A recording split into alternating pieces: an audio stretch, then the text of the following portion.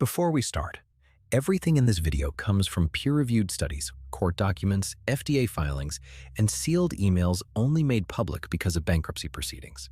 I'm not telling you to stop taking medication. I'm telling you what the evidence says.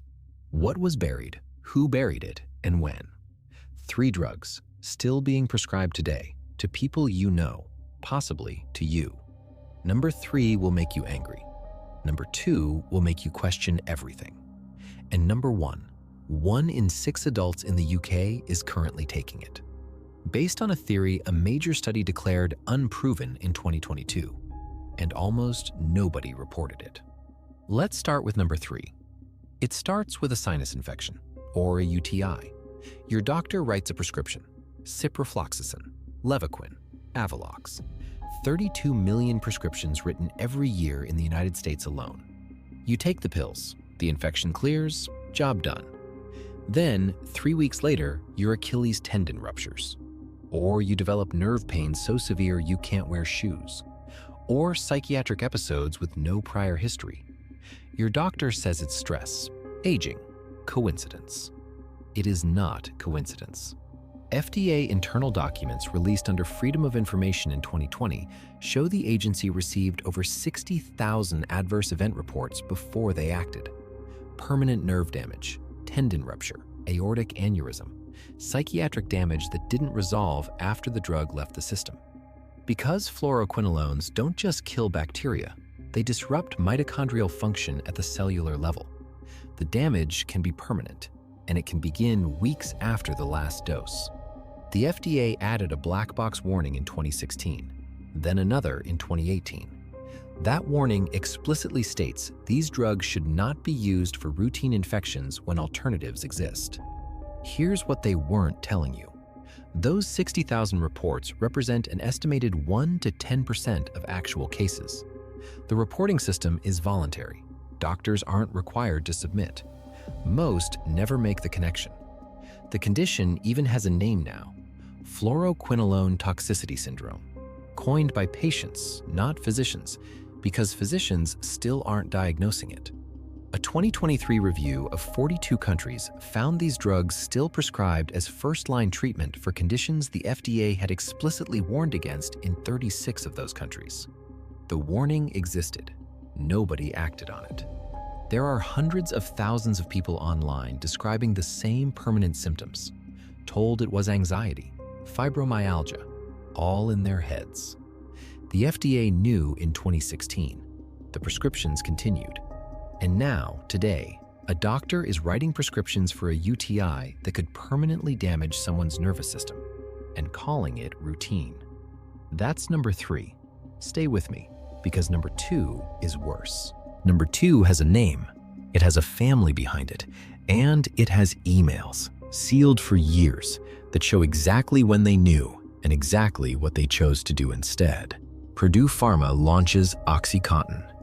Marketed as revolutionary, safer, less addictive, doctors told the extended release formula makes dependency unlikely. Sales reps given bonuses based on prescription volume. The highest prescribers flown to resort conferences in Florida. By 2000, OxyContin is generating $1.1 billion a year. By 2001, Purdue's own internal data shows patients are crushing tablets to bypass the extended release mechanism. Dependency rates are not low. They are catastrophic. Emails from bankruptcy proceedings released in 2021, fought by Purdue for years, show executives discussing what they called the abuse liability problem. One senior medical director writes, "We are going to have a serious problem with this." They hired 671 additional sales representatives and expanded marketing. Here's what they weren't telling you. The Sackler family had run this playbook before. In the 1950s, another Sackler-connected company used identical tactics to mass-market Valium.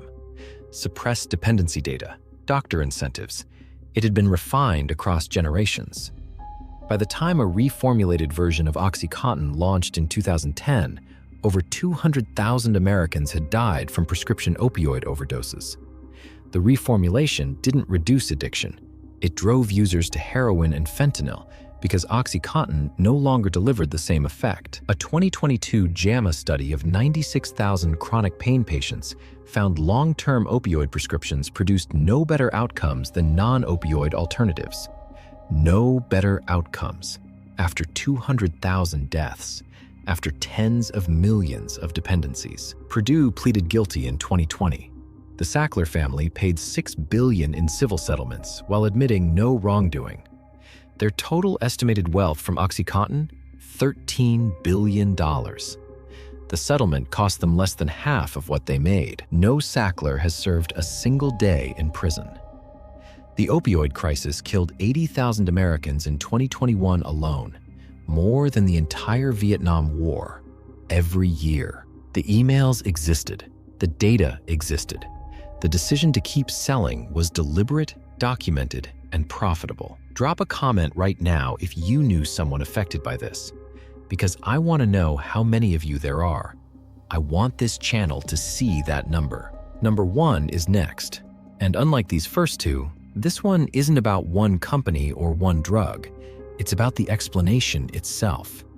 The foundational theory behind the most prescribed medication in the world, declared unproven in 2022 and almost completely ignored. 1 in 6 adults in the UK is currently taking an antidepressant.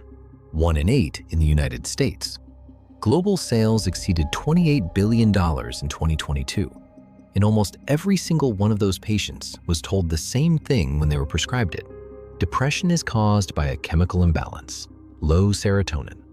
These pills correct that. That is why they work. In July 2022, a landmark review published in Molecular Psychiatry analyzed hundreds of studies. Lead researcher Dr. Joanna Moncrief at University College London. The most comprehensive examination of the serotonin hypothesis ever conducted. Their conclusion was unambiguous. There is no consistent evidence that depression is caused by low serotonin levels or reduced serotonin activity. Not insufficient, not mixed. No consistent evidence. The explanation given to hundreds of millions of people to justify their prescription was never proven. Studies that supported it were largely funded by pharmaceutical companies. Studies that contradicted it were less likely to be published. Researchers have been raising this for 2 decades. Here's what they weren't telling you. Internal documents from GlaxoSmithKline released during Paxil litigation show company researchers raised concerns about the serotonin mechanism as early as 1998. The marketing continued to call it established science because simple explanations sell. The paper was downloaded 500,000 times in its first week. The response from psychiatry organizations was largely defensive, which missed the point. The paper wasn't saying SSRIs don't work. It was saying the explanation patients were given to decide to take them was never proven.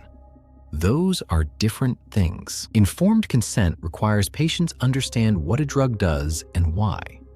For 40 years, that understanding was built on marketing, not evidence. Right now, a doctor is telling someone their brain has a chemical imbalance. Using an explanation, a meta-analysis of hundreds of studies declared unproven. Not because the doctor is lying, because they were taught it by a system that absorbed it from pharmaceutical marketing 30 years ago. That is how deep it goes. 3 drugs, 3 cover-ups with different shapes. 1 buried by a reporting system that captures 1% of harm.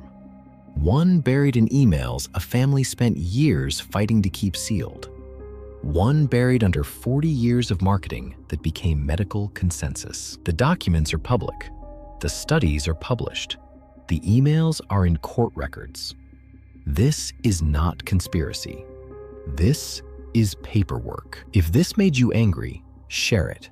Because the only thing that changes any of this is enough people knowing about it. Subscribe if you want more, because there are more, and we are not done.